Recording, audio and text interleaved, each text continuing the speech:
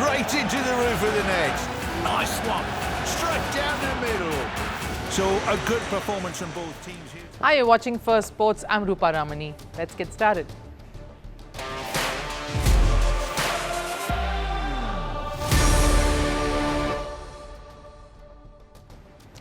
On the show today, South Africa is still reveling in the historic victory over India in the Test series. But what's holding the hosts back?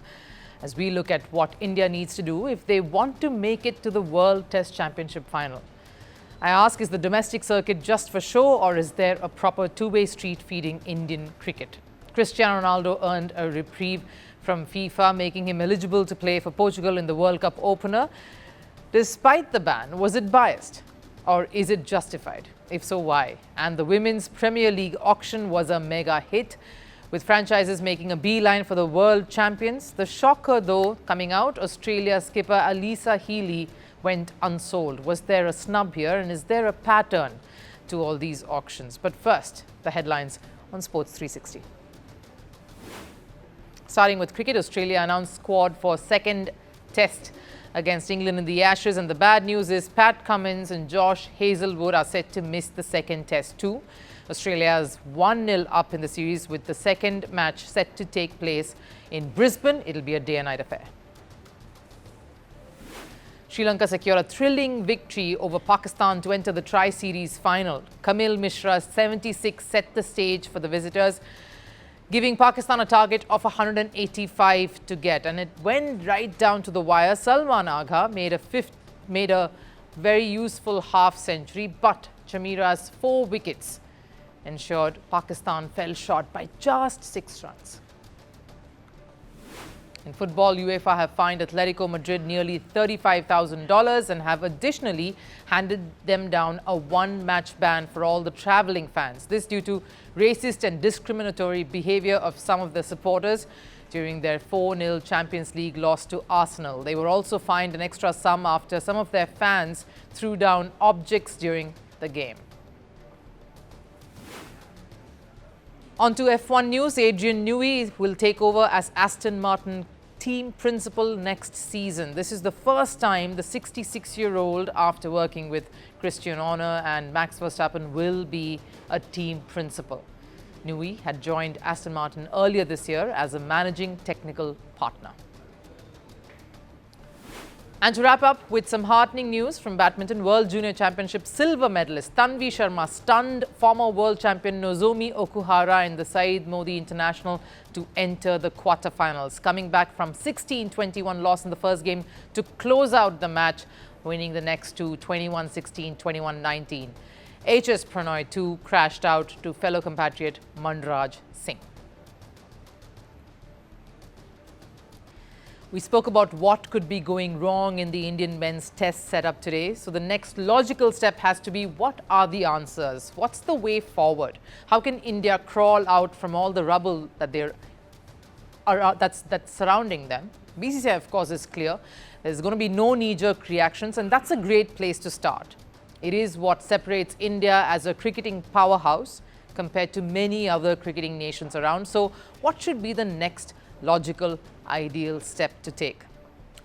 Perhaps look at where the gaps are, isn't it? There are talks of course, looking at the domestic circuit, picking some seniors who've done the domestic grind and done their job there. Is this a brand new concept and a magical solution? And what is the inherent flaw in the way the management has been viewing domestic performances all this last recent year? Let me try to give you the complete picture to this one. Now, for the last few years, the Indian board and the management have been ultra keen to ensure India's international cricketers take domestic circuit seriously. Out of form, go back to domestic cricket. Injured, and you have to make a comeback to the national side, go back to domestic cricket. Getting ready for a grueling tour overseas, go back to domestic cricket. Are you twiddling your thumbs, nothing to do? Domestic cricket is the answer. That seems to be the solution to every problem that could and would plague Indian cricket, because nothing is more poetic and grounding than going back to square one, isn't it? It's humbling. It acts like the mirror and gives every cricketer a reality check. It's like going back to the roots, unlearning and then relearning some.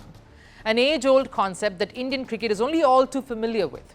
The only difference is they have been making it very vocal in the recent past.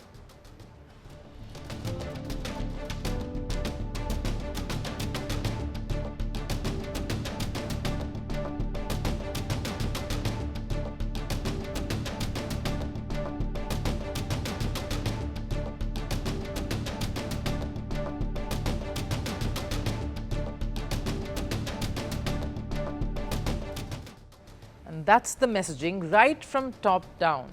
The former BCCI chief as well putting his foot down when it comes to something like this. But now after losses that can't really be brushed aside, the management needs to come up with something, with some change that looks like a solve, that they have given some thinking to.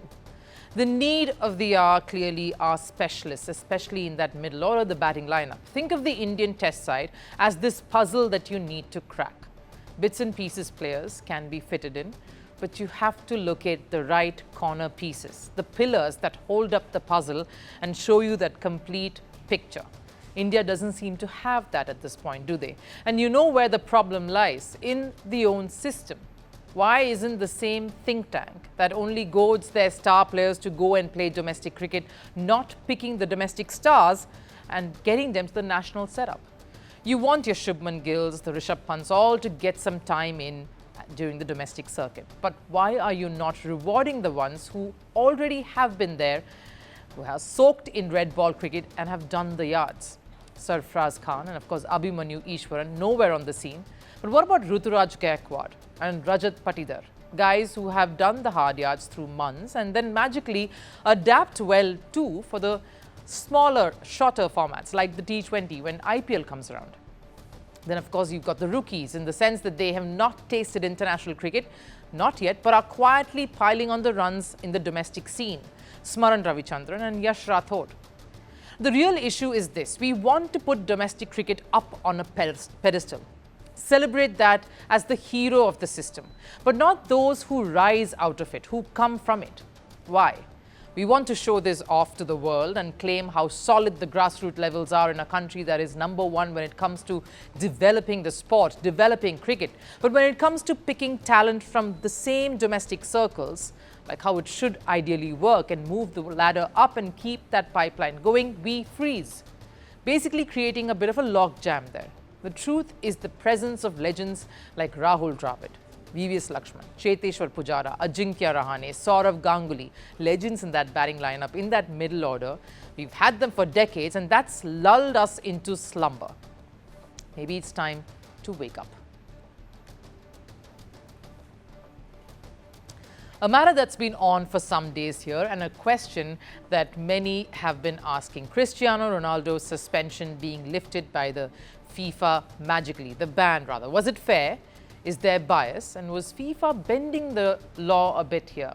Has it happened before to another player, even of the same stature? Does it set a bad precedence? Or was this supposed to happen the way it has played out? Let me get to all of that one by one. So, was there a bias? Let's first take a look at what the public, a lot of you felt regarding the stand or what happened post the decision and the reversal.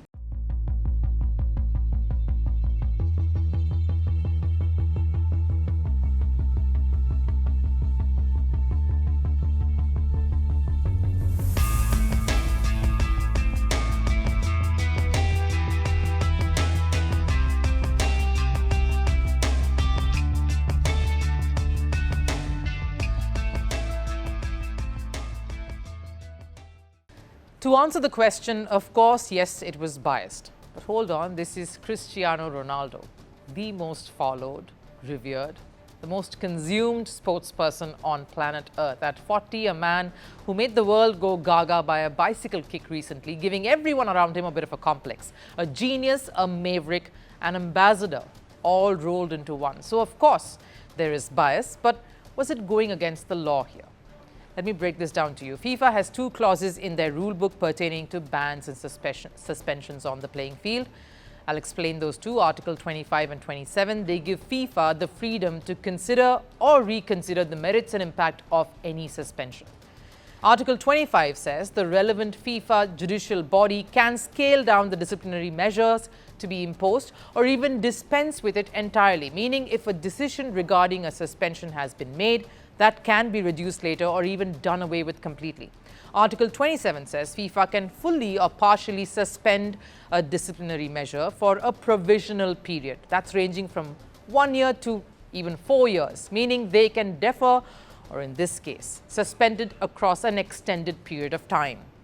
Like what's happened with Ronaldo. So if you actually look at this, FIFA has toed the line. They haven't scaled down the punishment that they handed out to Ronaldo in the first place, but they've given him a deference, a period to do it in.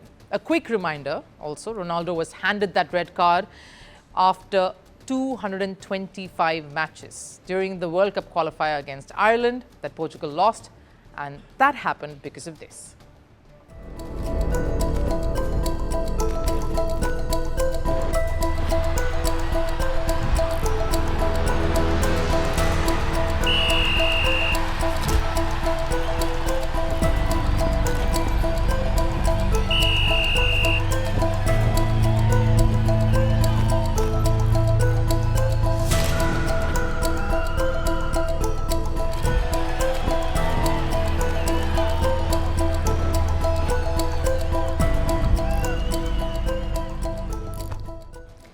Now, Ayer against Ireland had to be reprimanded, but FIFA still wants Ronaldo to do the time.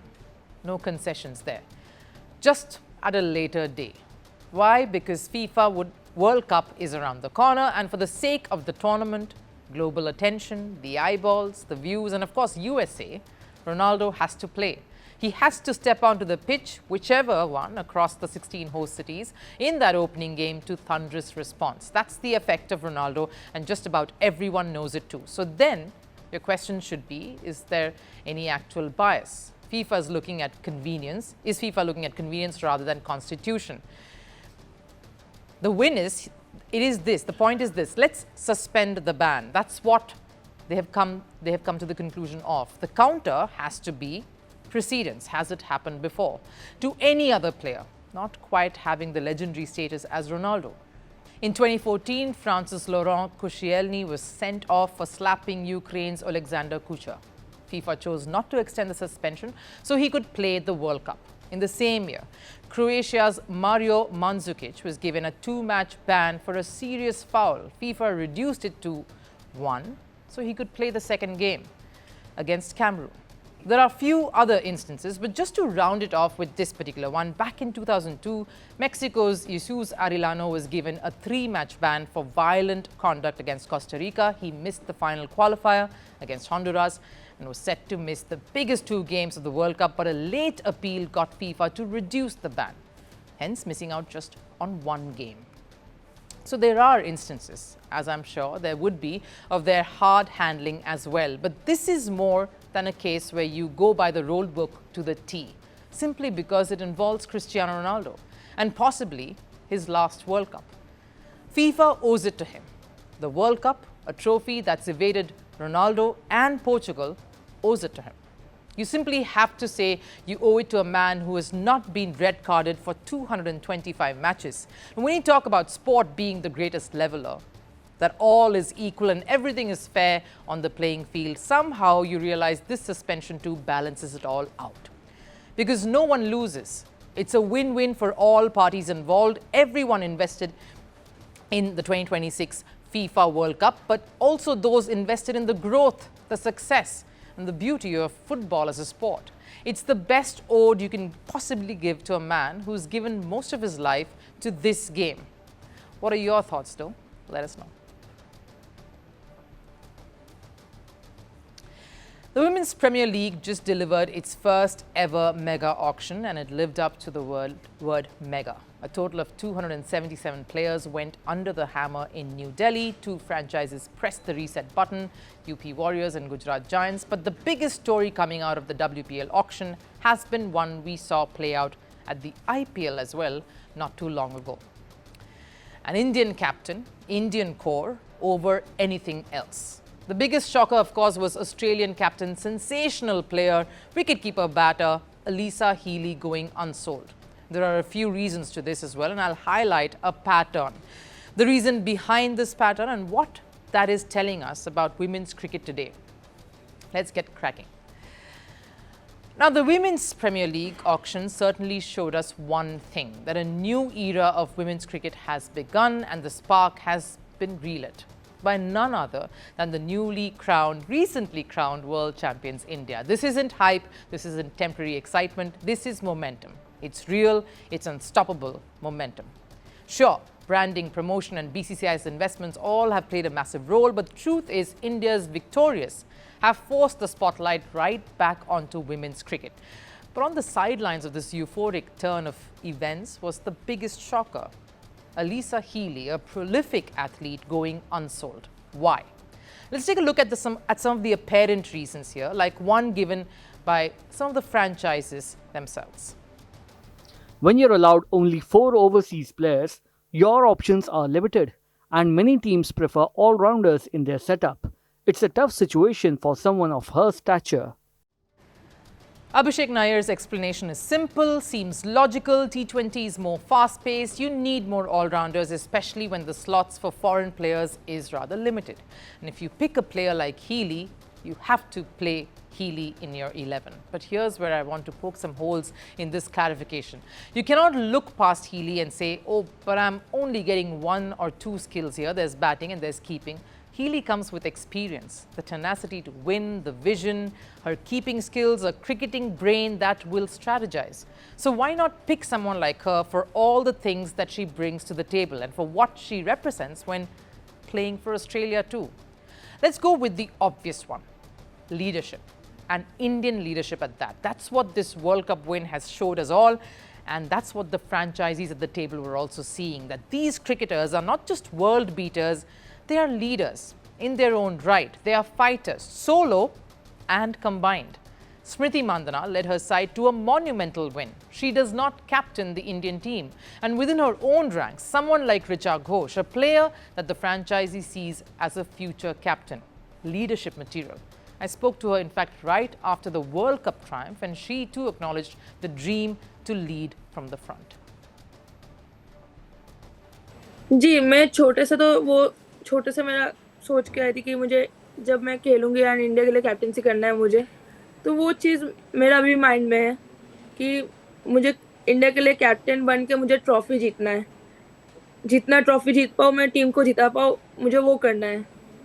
तो वो चीज़ एक, तो मुझे जब अच्छा लगता है कि उन्होंने ऐसा देखा है मेरे में, तो वो और भी खुशी मिलता है मुझे कि हाँ, इनको भी लग रहा है कि मैं कर सकती हूँ वो चीज़ सबको. तो एक अच्छी और भी पॉजिटिवनेस आता है उसमें कि हाँ.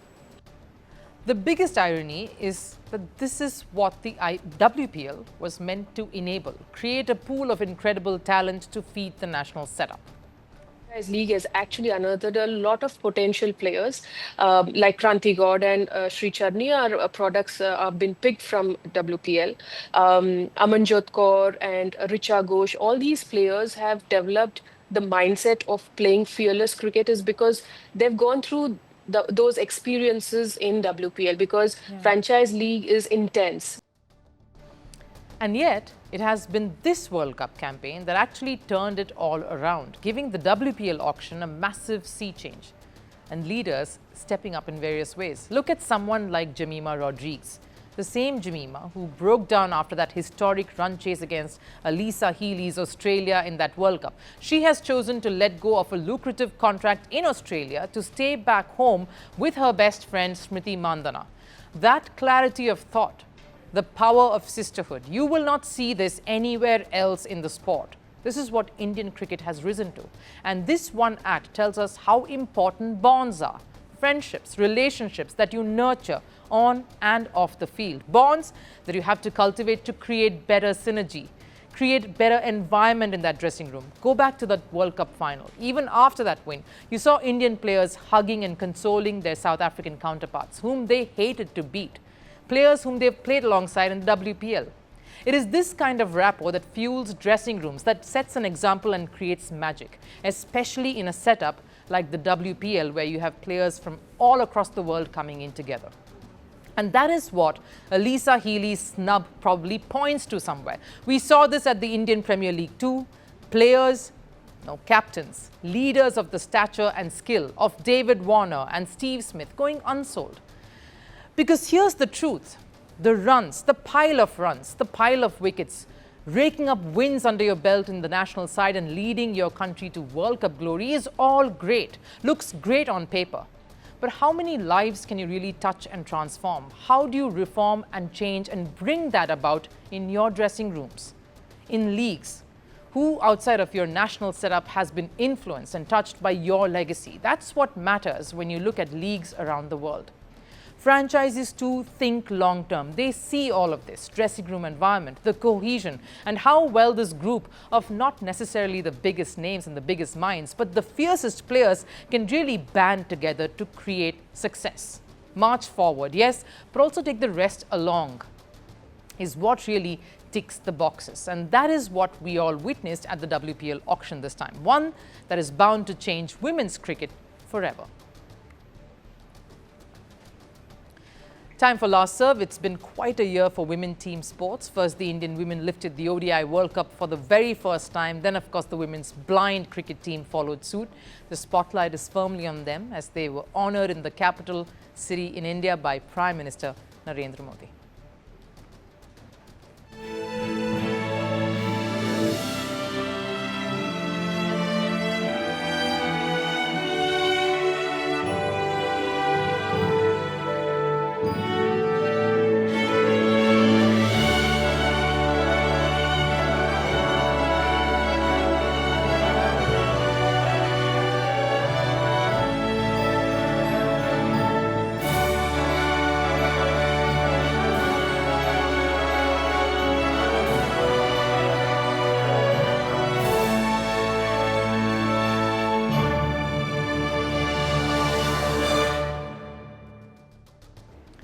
That wraps it up here on First Sports. Of course, I'll see you after this weekend. Do take care. Bye-bye.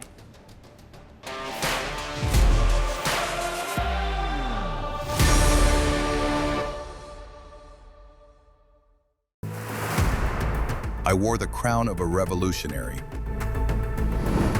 I promised to lift my nation.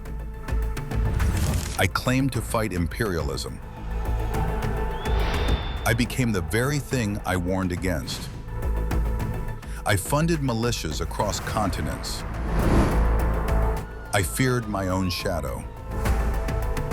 Some called me the King of Kings. History calls me something else.